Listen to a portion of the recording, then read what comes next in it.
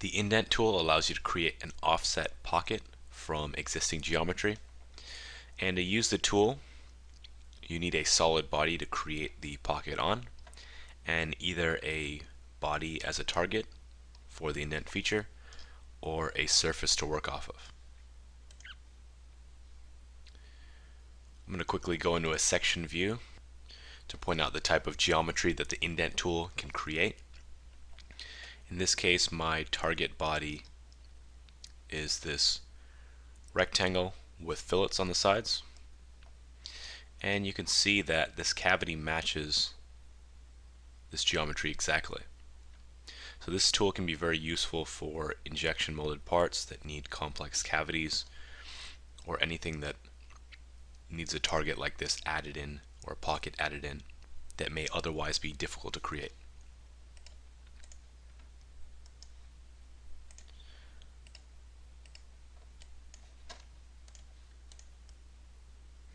To add an indent feature, I'm going to insert, choose features, and then go to indent.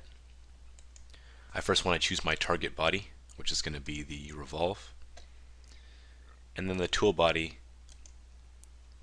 is going to be this rectangle. And keep in mind, you want to turn off the merge result in your feature so you have multiple bodies.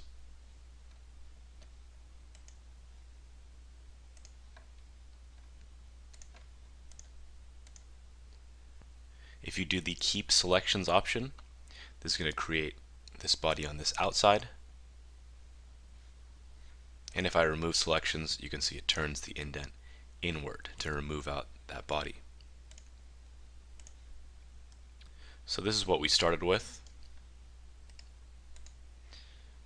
And this would be if we remove the selections. You can see that that's now following the inside portion of that body. You can also control the thickness of that indented region. Let's say we wanted this really thin. You can see that that thickness has now dropped to 0.1 inches. And you can also control the offset. By default this is set to 0, but if we wanted it to be slightly larger,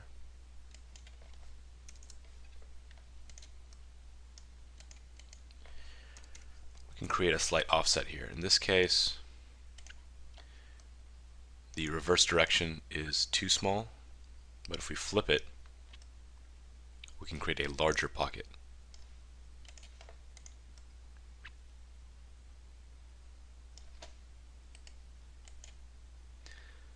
You also have the option of cutting with the body, and in this case the thickness goes away as we're just simply cutting the body.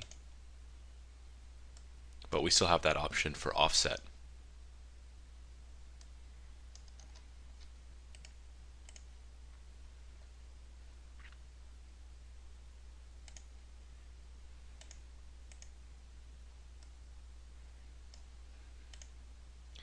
And we can also create a larger offset with the keep selections option. Lastly, with the indent tool, you can also work with a surface for your cutting body.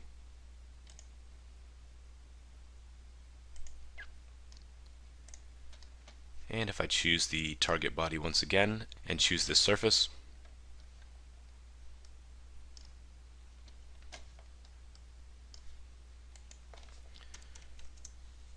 I should be able to create an indent with this.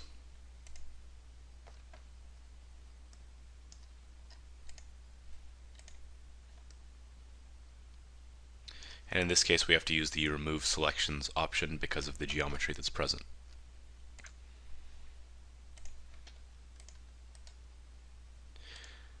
But once again, you see we create that indent and the backside of it follows that thickness that we chose. With the indent tool, you can also choose out multiple bodies. So for example, if I had a part with multiple bodies, I can come in and use that indent tool and choose out each one of those individual bodies.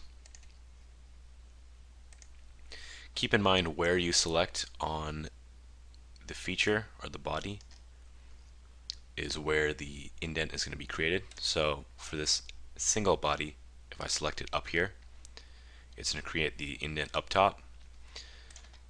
And if I select the bottom, that indent will be on the bottom.